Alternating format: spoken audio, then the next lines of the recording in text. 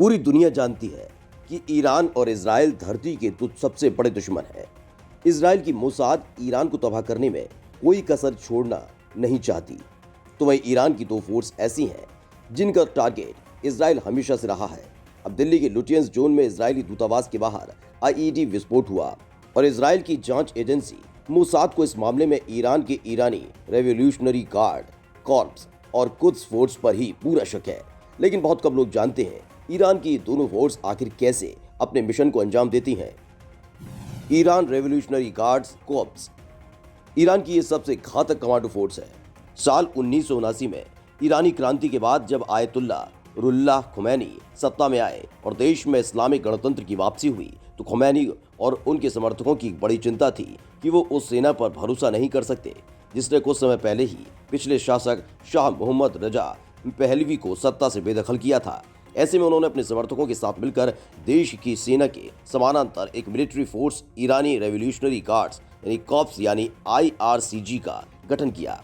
इसमें ऐसे लड़ाकों को शामिल किया गया जो ईरान की नई राजनीतिक व्यवस्था और इस्लामी क्रांति के आदर्शों की रक्षा के लिए डेडिकेटेड थे। अपनी स्थापना के बाद IRGC देश में धीरे धीरे एक बड़ा सैन्य, राजनीतिक और आर्थिक ताकत बनकर उभरा। ये ईरान के supreme leader ayatollah Ali Khamenei की काफी करीब है। इसके कमांडर नियमित रूप से खामनेई को सलाह देते रहते हैं। IRGC में करीब 2 लाख सैनिक हैं। इसके पास अपनी नेवी और एयरफोर्स भी है। देश के प्रमुख सैन्य अभियानों के साथ ही ईरान के सामरिक हथियारों, विशेष रूप से मिसाइल की जिम्मेदारी भी इसके पास ही है।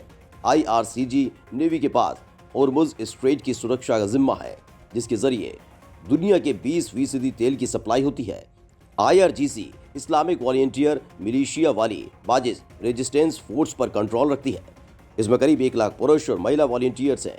ये लोग इस्लामिक क्रांति के प्रति वफादार हैं। इस बल को लोगों के असंतोष और विरोध को दबाने के लिए सड़क पर उतारा जाता है। साल 2009 में ईरान में व्यापक रूप से हुए विरोध प्रदर्शन को काबू करने के लिए इसका इस्तेमाल किया गया था। उस समय लोग प्रेसिडेंट महमूद अहमदीनेजाद के फिर से जीत जाने को लेकर सड़कों पर उतर आए थे। IRCG अपनी कई सब्सिडरी और ट्रस्ट के जरिए ईरान की 1/3 इकोनॉमी पर कंट्रोल करती है। मिलिट्री इंडस्ट्री के अलावा IRCG का अपना एक एक्टिव हाउसिंग डेवलपमेंट, डैम और road construction, oil and gas project, food transportation और यहाँ तक कि एजुकेशनल और कल्चरल एक्टिविटीज़ को लेकर भी एक्टिव रहता है। इसकी इंजीनियरिंग विंग खत्म उल अनबिया में हजारों कर्मचारी काम करते हैं। ये अरबों रुपए की कंस्ट्रक्शन और इंजीनियरिंग से जुड़े कॉन्ट्रैक्ट देती है। हालांकि अमेरिका ने साल 2018 में इसे आतंकी संगठन घोषित कर दिया था।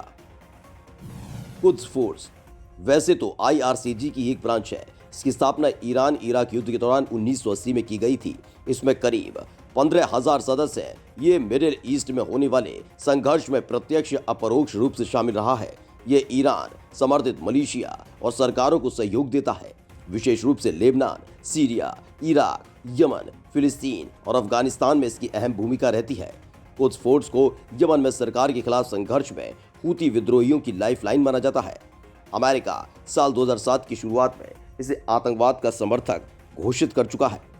वहीं कनाडा ने भी इसे साल 2012 में आतंक का समर्थन करने वाला बताया था। अमेरिका ने पिछले साल जनवरी में कुद्स फोर्स के commander major general Qasem Soleimani की बगदाद में ड्रोन हमले में हत्या कर दी थी। अमेरिकी रक्षा विभाग ने कहा था कि सुलेमानी ने इराक में एक रॉकेट हमले को अंजाम दिया था। इसमें एक अमेरिकी कॉन्ट्रैक्टर की मौत हो गई थी। अमेरिका का कहना था कि सुलेमानी क्षेत्र में अमेरिकी राजनयिकों और सैनिकों पर हमला करने की योजना बना रहा था।